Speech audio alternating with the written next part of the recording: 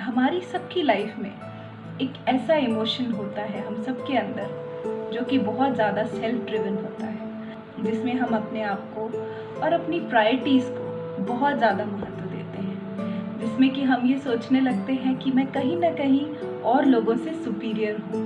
मुझे ऐसा लगता है कि बाकी के लोग जो हैं उन्हें मेरे हिसाब से चलना चाहिए, या फिर अगर कोई मुझे कुछ बोल देता है तो वो मेरे ईगो को हर्ट कर देता है। उस टाइम मैं क्या करता हूँ, उस टाइम मेरा बिहेवियर कैसा रहता है, वही डिफाइन करता है मेरा रियल बिहेवियर। क्योंकि मैं आज जैसा हूँ, मैं आज जो बिहेव कर रहा हूँ या कर रही हूँ, वो मैं रियल पर्सन नहीं हूँ। मेरी जो रियलिटी है, मेरा जो पेशेंस लेवल है, वो तब पता चलता है जब मेरे सामने या तो क्राइसिस आती है या फिर मेरे पास बहुत कुछ है और उस समय मैं दूसरों के साथ कैसा बिहेव करती हूँ या करता हूँ, और या फिर अगर कोई मेरे ईगो को हर्ट करे तो उस टाइम मेरा बिहेवियर कैसा होता है। ये 3 चीज़ें डिफाइन करती हैं कि मैं एक्चुअली अंदर से कैसा हूँ। ये जो ईगो है, इसे आखिर कैसे ओवरकम किया जा सकता है?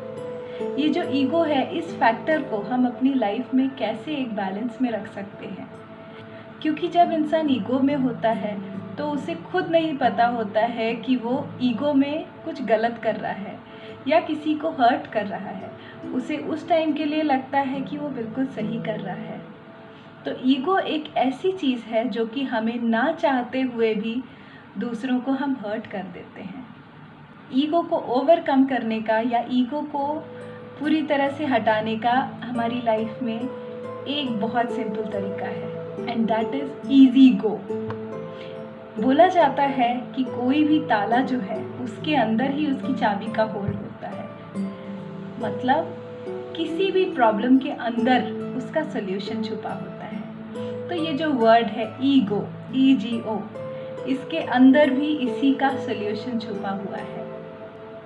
हमें अगर लगता है कि हम कभी भी इस ईगो से अफेक्टेड ना हो या किसी और के ईगो से हम किसी तरह से रिएक्ट ना करें, हमें एक बात हमेशा ध्यान रखनी चाहिए, विच इज़ ईजी गो। हमें हमेशा लाइफ में ईजी रहना है।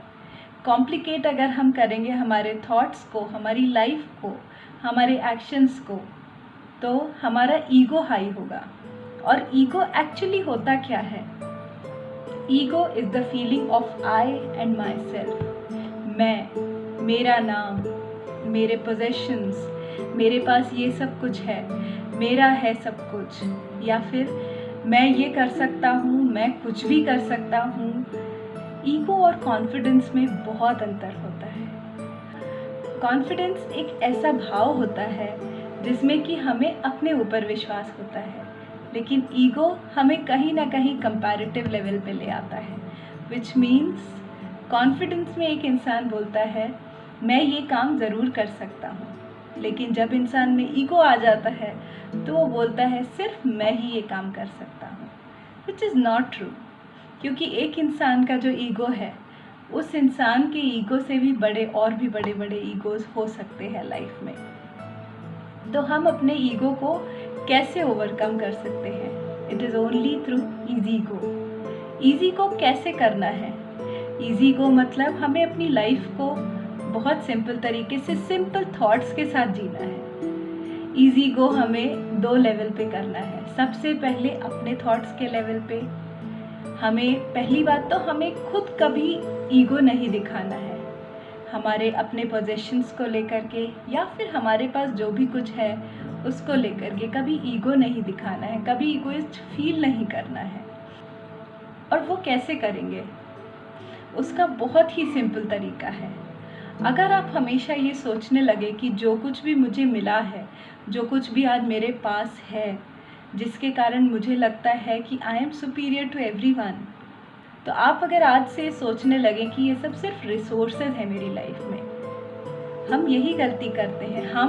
हमारे पास जो है हम उन्हें पोजेशन समझने लगते हैं। हम सोचते हैं कि हम उन्हें ओन करते हैं। जब हमारे अंदर ये भाव आ जाता है पोजेशन का, पोजेशन ब्रिंग्स ईगो, वेयरएज जब हम ये सोचते हैं कि ये सब रिसोर्सेज हैं, माध्यम हैं हमारी लाइफ को जीने के, तो हम उसमें बहुत हम्बल बनते हैं। इसलिए सबसे पहला रूल है कि हमें हमेशा सोचना है जो कुछ भी मेरे पास है वो सब रिसोर्सेज हैं and they are not possessions. Even this body is just a resource, क्योंकि ये आज है, कल हो सकता है नहीं रहे। ये एक रिसोर्स है हमारे कुछ गोल्स को अचीव करने के लिए। रिसोर्सेज टाइम के साथ चेंज होते रहते हैं, उनका फॉर्म चेंज होता है और हमेशा रिसोर्सेज की डिग्री या उनकी क्वांटिटी चेंज होती रहती है। तो हमें हमेशा ये सोचना है कि मेरी लाइफ में जो कुछ भी मेरे पास है वो रिसोर्सेज हैं and they are not possession.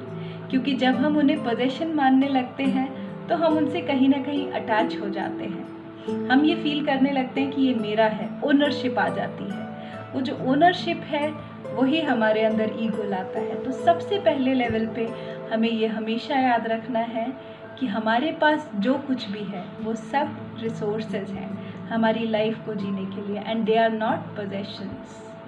Okay. और सेकेंड लेवल पर हमारा ईगो कब हर्ट होता है? अगर कोई इंसान आपको कुछ बोल देता है आउट ऑफ ईगो, कोई व्यक्ति अगर ईगो में है ऑलरेडी और अगर उसने आपको कुछ बोल दिया तो आप उस टाइम कैसे रिस्पॉन्ड करते हैं, दैट ऑल्सो रियली मैटर्स। अगर उस टाइम पर आपका ईगो ट्रिगर हो जाता है तो फिर आप में और उस व्यक्ति में कोई डिफरेंस नहीं है। और दूसरी चीज़, वो आपके मेंटल बैलेंस को बहुत ज़्यादा अफेक्ट करता है।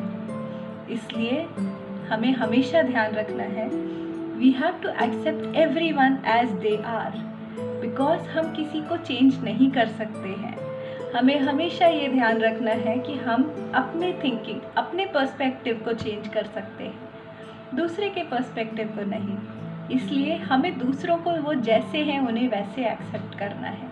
We need to be happy with our own self. हम अगर अपने आप में ही खुश हैं, हम अगर अपने आप में ही कंटेंटेड फील करते हैं, ईगोइस्ट नहीं कंटेंटेड फील करते हैं, तो हमें किसी और बाहरी या एक्सटर्नल फैक्टर की ज़रूरत ही नहीं है कि हम उसे अपने आप को प्रूव करें। इसलिए कभी भी अगर आपके सामने कोई भी ऐसे वर्ड यूज़ करे विच रिफ्लेक्ट्स देयर ईगो, या उस टाइम के लिए अगर आपको ऐसा लगे कि वो इंसान किसी तरह से अपने आप को आपको इन्फ्लुएंस करने के लिए या आपको नीचा दिखाना चाह रहा है, सो आप उस चीज़ को फील मत करिए। Just don't feel anything for it.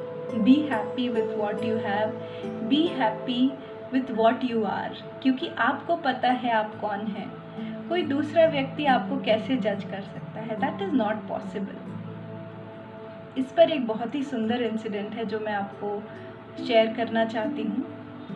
तो एक बार एक छोटा सा लड़का था, वो सुबह के टाइम रोज़ पेपर बेचता था और बाकी के टाइम वो जा कर के पढ़ाई करता था लाइब्रेरी में।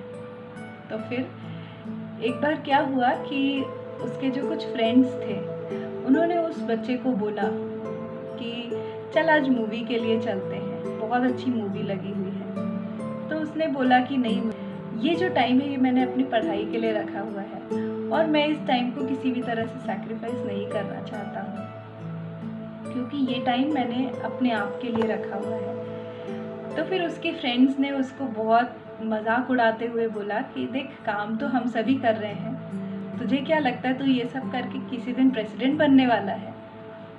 तो देखिए आप, उस टाइम भी उसके उन दोस्तों ने उसके ईगो को ट्रिगर किया। वो बच्चा चाहता तो he would have replied back to his friend. उसके उस जवाब ने उसकी सोच को डिफाइन कर दिया। वो जो बच्चा था उसने बोला सो बी इट, जैसा तुम बोल रहे हो वैसा ही हो। और वो बच्चा था डॉक्टर APJ अब्दुल कलाम। तो हम कुछ नहीं जानते हैं, तो इसलिए हमें कभी भी कोई भी इंसान अगर ईगो में कुछ भी बोलता है तो हमें हमेशा उसे मुस्कुरा कर एज अ ब्लेसिंग लेना चाहिए। हमें ये नहीं सोचना चाहिए कि वो हमें क्रिटिसाइज कर रहा है। We should always live life in a very light way, in a very easy way, and we should not complicate life. इसीलिए ईगो, चाहे वो हमारा हो या किसी और का हो, उसको ओवरकम करने का एक ही तरीका है, easy go. Easy go to overcome ego. Thank you.